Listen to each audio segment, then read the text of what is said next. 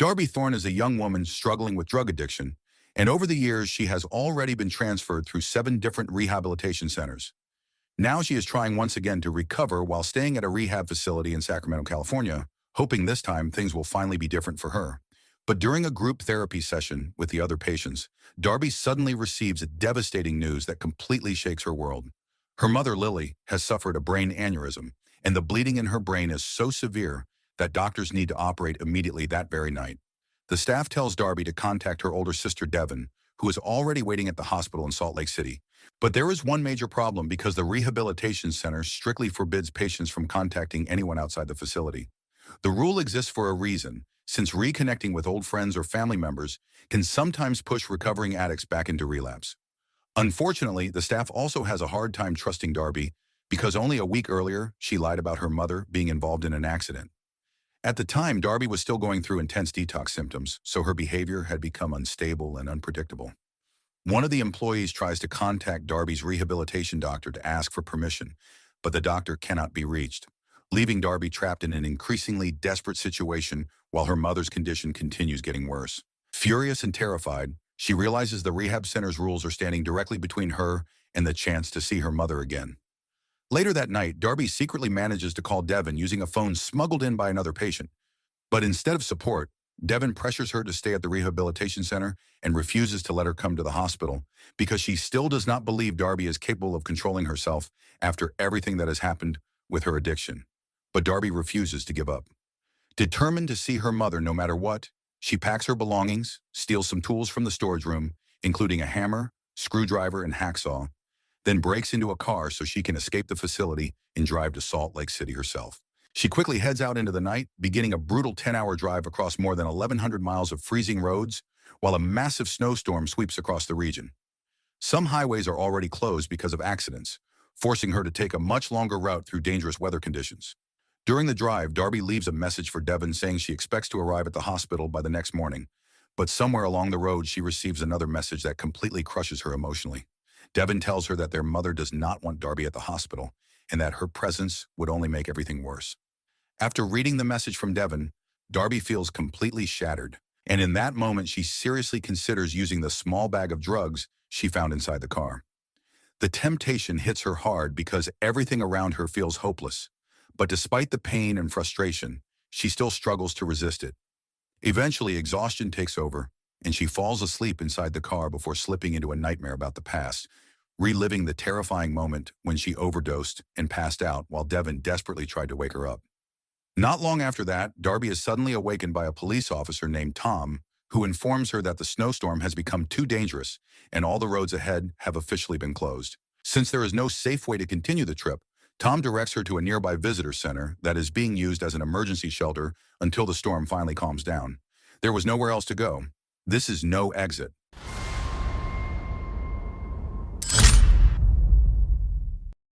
When Darby arrives at the shelter, she finds herself stuck there with several strangers.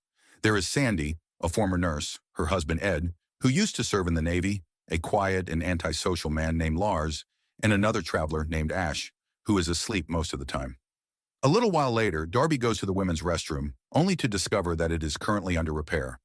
The place is filled with construction tools and part of the wall has been covered with plywood, forcing her to use the men's restroom instead. While sitting there alone, Darby cannot stop thinking about Devin's message, and once again the urge to use drugs starts creeping back into her mind. Even so, she manages to fight the temptation again, stuffing the narcotics back into her pocket instead of taking them. Afterward, Darby returns to the waiting area and drinks some hot tea while the blizzard continues raging outside. The storm is so severe that there is no phone signal and no Wi-Fi connection anywhere in the shelter. However, Ed mentions that he briefly managed to get 1 bar of signal for about 10 seconds near a tree outside the building. Desperate to contact someone, Darby immediately heads outside and searches for the exact spot Ed described. But while standing in the freezing snow, she suddenly hears faint screaming nearby, and moments later she is horrified to discover a young girl named Jay trapped inside a blue van with Nevada license plates.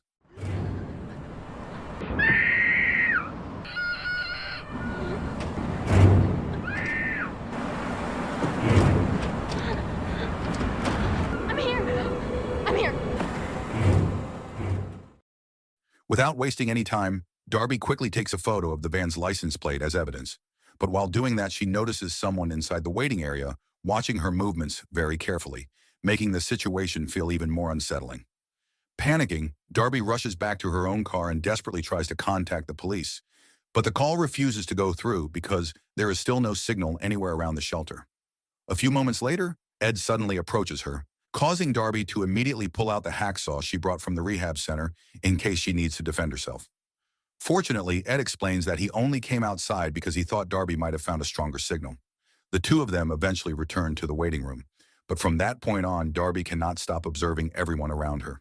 She silently studies Ed, Sandy, Ash, who is still pretending to sleep, and especially Lars, who remains sitting quietly in his chair. At this stage, Darby realizes the kidnapper could easily be one of them, or even worse, all of them could be working together. To pass the time while waiting for the storm to calm down, Ed and Sandy invite everyone to play cards using rules explained by Lars himself. Even while joining the game, Darby keeps glancing toward the blue van outside, unable to stop thinking about the trapped little girl. During the game, Darby casually begins asking everyone where they came from and where they are heading, secretly trying to figure out who might be connected to the kidnapping. Ash says he is from Lower Haight near San Francisco, while Ed and Sandy explain that they are from San Jose. Lars, however, reveals that he is from Battle Mountain, Nevada, which immediately catches Darby's attention because the blue van outside also has Nevada license plates. A little later, Ed and Sandy mention that they are traveling to Reno for a vacation, while Ash explains that he plans to pass through Salt Lake City on his way back home to Johnstown. Lars claims he is simply returning to his house in Battle Mountain, Nevada, although he never clearly explains where he had been before arriving there. At that point, Darby becomes increasingly convinced that Lars is the one behind Jay's kidnapping because he is the only person connected to Nevada, matching the van outside. Not long afterward, Lars suddenly loses the card game and reacts with unexpected anger, making his behavior seem even more suspicious than before. The tension in the room grows stronger, and Darby becomes more certain that he is hiding something dangerous. Soon after, Darby excuses herself and heads into the women's restroom, where she secretly attempts to send an emergency message to 911. She includes details about the kidnapped girl, the photo of the van's license plate, and even names Lars as the main suspect while mentioning Battle Mountain, Nevada as his likely destination. Unfortunately, the signal still refuses to connect, and the message fails to send. Refusing to give up, Darby grabs a box cutter nearby and uses the hammer to remove the plywood covering the damaged wall. Then, moving carefully through the blizzard outside, she sneaks toward the blue van and slowly forces the door open using the hacksaw she stole earlier. Inside the van, Darby finally comes face to face with Jay, and the situation is even worse than she imagined, because the little girl's hands and feet are tied up while her mouth has been sealed with tape. Darby also notices a medical bracelet on Jay's wrist and realizes that she suffers from Addison's disease, a dangerous condition that can trigger severe adrenal complications under extreme stress and could potentially become fatal if she is pushed too far.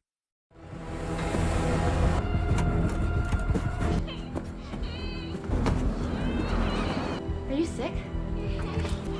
We're getting out of here.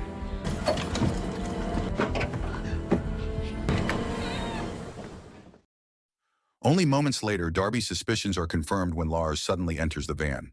He starts the heater to keep Jay warm during the freezing storm, and luckily for Darby, he never notices that she is hiding quietly beneath a blanket right beside the kidnapped girl. Lars quickly covers the back window again with cardboard after Jay had previously knocked it loose, and during that tense moment, Darby seriously considers attacking him with the box cutter she brought along. But the instant she notices the gun Lars is carrying, she hesitates because one wrong move could get both her and Jay killed immediately. After taking care of the van, Lars heads back toward the shelter, giving Darby a brief chance to whisper to Jay and reassure her that help is coming soon. Unfortunately, things become dangerous again almost immediately because Lars suddenly returns to the van to bring Jay some snacks. Panicking, Darby quickly sneaks away and rushes back toward the women's restroom, accidentally leaving the box cutter behind inside the van. Things become even worse when Lars notices fresh footprints in the snow leading directly toward the restroom. Since Darby was the only person missing from the waiting room earlier, Lars immediately realizes she must have entered the van. At the same time, Ash begins wondering why Darby has been gone for so long, so he walks over to check on her. Darby hurriedly opens the restroom door, but just as she does, Lars unexpectedly approaches the area. Thinking fast, Darby suddenly kisses Ash in order to make the situation appear harmless and stop Lars from becoming suspicious. Once Lars finally leaves, Darby immediately explains everything to Ash, and tells him about the kidnapped girl trapped in the van. Darby is convinced that Lars already knows she discovered the kidnapping, and she explains that Jay cannot simply be rescued and dragged through the freezing blizzard because of her Addison's disease. On top of that, there is still no signal to contact the police, and Lars is armed with a gun, making the situation even more dangerous. Because of all this, Ash comes up with a plan. He decides that he and Ed will try to ambush Lars, while Darby acts as bait by returning to the blue van and drawing Lars outside. To prepare himself, Ash grabs a modified nail gun to use as a weapon, and the trap is finally set into motion. As expected, the moment Darby walks out of the building and enters the blue van, Lars immediately follows after her. But the instant Darby removes the tape from Jay's mouth, the terrified little girl reveals something absolutely shocking. She explains that there are actually 2 kidnappers involved in the crime. And just like that, Darby realizes the horrifying truth because Lars is not acting alone at all. The second kidnapper is Ash himself. Meanwhile, back inside the shelter, Ed starts feeling suspicious about what is happening outside and considers checking on Darby himself. However, Sandy calmly tells him to relax, assuming Darby is probably still trying to find a phone signal somewhere near the building. At the same time, Ash asks Lars for his gun and hands over the modified nail gun he prepared earlier, which he has altered to function almost like a real firearm. But when the 2 men finally approach the blue van, they discover that only Jay is still inside because Darby has already slipped away and is running back toward the women's restroom. The moment Ash spots her escaping, he orders Lars to chase after Darby while he quietly circles around to intercept her from inside the building. Eventually, Ash successfully corners Darby and suddenly points the gun directly at her. Go around! Everything okay? Yeah, it's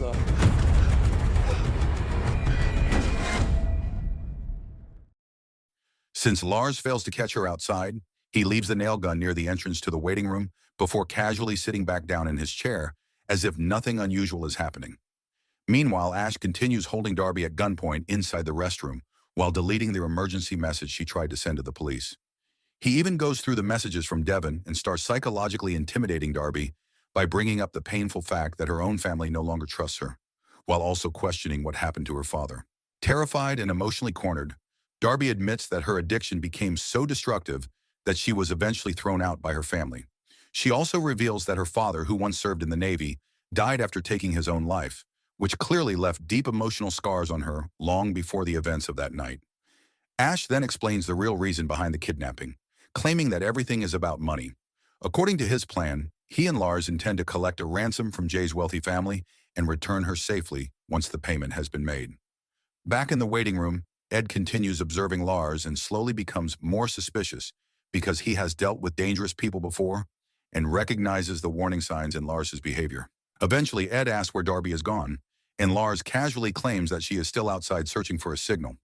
Unsure whether to believe him, Ed decides to go outside and look for her himself. Meanwhile, Jay quietly begins trying to free herself using the box cutter Darby accidentally left behind in the van earlier. Ed briefly attempts to open the blue van to investigate further, but the doors are locked, preventing him from getting inside. At the same time, Sandy enters the women's restroom, forcing Ash to instantly change his behavior and pretend that he and Darby are simply being intimate together inside. Before leaving, Ash quietly threatens Darby and makes it clear that he will kill everyone in the shelter if she exposes the kidnapping. Once Ash is finally gone, Sandy becomes confused about what is actually happening, but Darby quickly improvises a story and claims that Lars had been spying on her while she and Ash were alone together in the restroom. After that, Darby returns to the waiting room together with Sandy and tries to act normal while continuing to sit near Ash and Lars. But only moments later, all 3 of them are suddenly shocked when they notice Jay has somehow managed to escape from the van outside. Ed does not notice anything because he is sitting with his back facing the entrance, while Sandy remains completely unaware of what is happening. The moment Lars sees Jay outside, he immediately rushes out of the shelter, and Darby quickly takes advantage of the distraction by running back toward the women's restroom. Naturally, Ash follows her right away because he is afraid she might either rescue Jay or attempt to escape and contact the police. But the instant they enter the restroom, Darby suddenly attacks him in desperation. Unfortunately, Ash is physically much stronger, and within moments he manages to overpower her completely. During the struggle, Ash unknowingly drops the keys to the blue van without realizing it.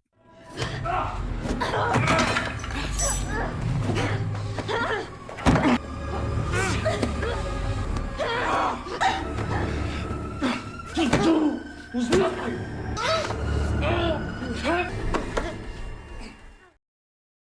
A short time later, Lars arrives and informs Ash that Jay escaped toward one of the hiking trails nearby. Since the girl would probably hide the moment she saw the kidnappers searching for her, Ash and Lars decide to bring Darby along as bait, hoping Jay will reveal herself if she sees Darby nearby. While the two men are distracted discussing their plan, Darby secretly grabs the drop van keys without either of them noticing. Soon afterward, the three of them begin following Jay's footprints deeper into the snowy forest. As they continue searching through the storm, Darby overhears Ash and Lars talking and finally learns the horrifying truth about their real plan. The two men are actually orphan brothers, and instead of demanding ransom money, they intend to hand Jay over to their adoptive father, who works for a child trafficking syndicate. According to them, selling Jay is safer and far more profitable than negotiating with her wealthy parents. Realizing how much danger Jay is truly in, Darby decides she cannot wait any longer for another opportunity. The moment she sees a small chance to escape, she suddenly throws herself down a snowy hill and tumbles away from the two kidnappers. Lars quickly fires at her during the escape, but fortunately, the shot misses. I told you. Jay!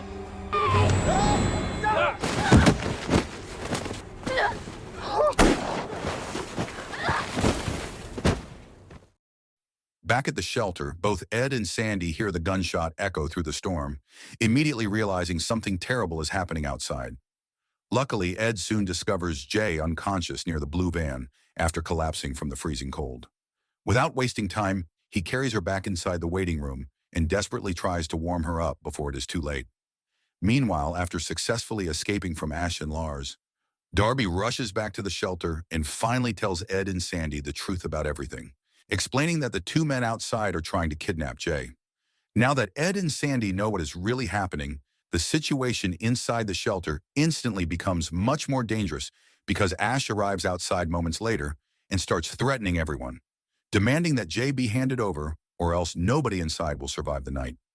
Reacting quickly, Ed barricades the entrance using chairs and pretends that he is armed, threatening to shoot Ash and Lars if they attempt to force their way inside. The truth, however, is that Ed does not actually have any weapon at all, and he is simply bluffing in order to protect everyone. Ash immediately fires back with another threat, claiming that Jay desperately needs medication for her Addison's disease, and warning that she could die without it because he and Lars are the ones holding the medicine. Since Darby secretly possesses the keys to the blue van, Ed proposes an exchange and demands that Ash hand over the medication first in return for the van keys. But after growing tired of the negotiation, Ash and Lars escalate the situation by grabbing gasoline cans from their vehicle and pouring fuel all across the front of the shelter. Seeing this, Sandy begins to panic and starts believing they should simply return Jay to the kidnappers so she can receive her medication before it is too late. But Ed refuses to surrender. Instead, he tells Darby to hide both the van keys and the other car keys so Ash and Lars cannot escape, even if they get inside. Ed believes that if everyone becomes trapped together at the shelter, the kidnappers will avoid murdering anyone because Officer Tom will eventually return once the storm clears.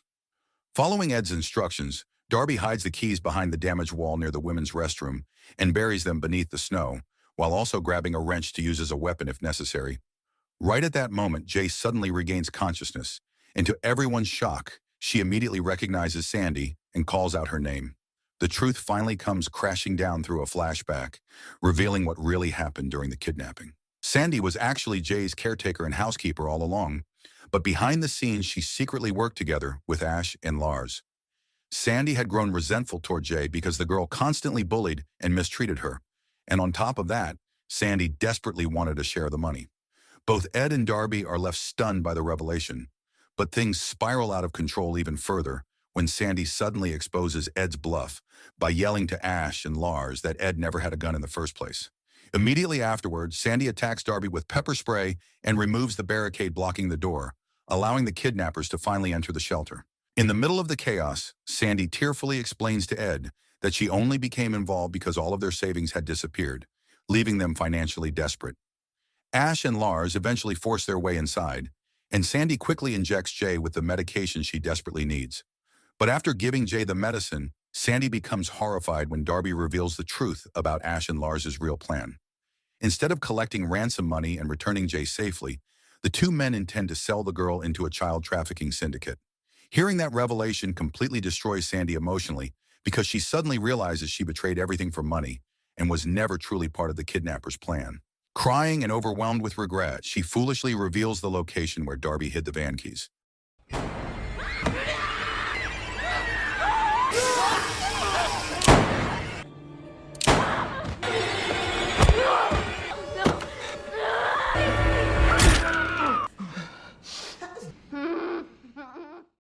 While Ash escorts Lars to the restroom so he can wash the pepper spray from his face, Darby desperately struggles to pull her hand free from the nail pinned into the wall. But no matter how hard she tries, the pain is unbearable, and the nail refuses to come loose. Realizing she cannot do it alone, Darby quietly asks Jay to grab the hammer lying nearby so they can remove the nail together. Only seconds later, Ash suddenly returns, forcing Darby to quickly hide the hammer before he notices anything suspicious. By this point, the blizzard has finally begun to calm down, and phone signals slowly start returning to the area. Taking advantage of that moment, Ash checks Darby's messages and cruelly reveals devastating news from Devon. Darby's mother, Lily, has officially passed away. The news completely crushes Darby emotionally because everything she fought through that night was for the chance to see her mother one final time, only to discover she failed. But almost immediately afterward, Ash becomes alarmed himself after realizing something even worse. The emergency message Darby attempted to send earlier has finally gone through to 911, meaning the police are now on their way to the shelter. Panicking, Ash grabs the modified nail gun and leaves to search for the hidden keys based on the location Darby previously mentioned. Meanwhile, Darby notices that Lars still seems hesitant about harming Jay directly, so she quietly tells the little girl to slowly move around the shelter and shut off the lights one by one in order to distract him. As Lars becomes preoccupied trying to stop Jay, Darby makes an incredibly desperate decision. In order to numb the overwhelming pain and free herself from the wall, she finally gives in and takes the drugs she had been resisting throughout the entire night. With the narcotics dulling the pain just enough, Darby forces the nail out of her hand while enduring unimaginable agony. The moment she breaks free, she immediately attacks Lars, manages to grab the gun from him, and turns the weapon against him. Not long afterward, Ash returns and suddenly finds Darby holding Lars hostage at gunpoint. Darby threatens to kill Lars unless Ash obeys her demands, placing the entire situation on the edge of exploding into violence. Then everything spirals out of control in an instant, because Jay suddenly rushes toward Ash and attacks him. During the struggle, Ash accidentally pulls the trigger and shoots Lars directly in the head after Jay knocks his arm aside. Enraged by what just happened, Ash immediately opens fire on Darby and Jay as they desperately try to escape in Darby's car. The chaos causes them to crash into a power pole, knocking Jay unconscious while Darby becomes disoriented from both the accident and the drugs still affecting her body.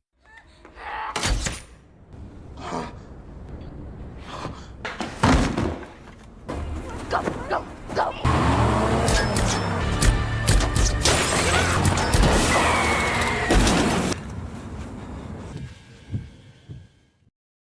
Determined to erase every trace of the crime, Ash sets the shelter on fire, and the flames quickly spread through the building. A short time later, Officer Tom finally arrives at the scene and immediately becomes suspicious when he sees Ash approaching Darby's crashed vehicle. Tom orders him to step away, but Ash calmly pretends there has only been a simple accident while secretly preparing to kill the officer using the modified nail gun. Fortunately, Darby manages to grab both a screwdriver and the pistol nearby, then quickly shoots Ash in the shoulder before he can attack Tom. His brutality becomes even more horrifying as he repeatedly fires nails into the officer's body long after the shooting is over.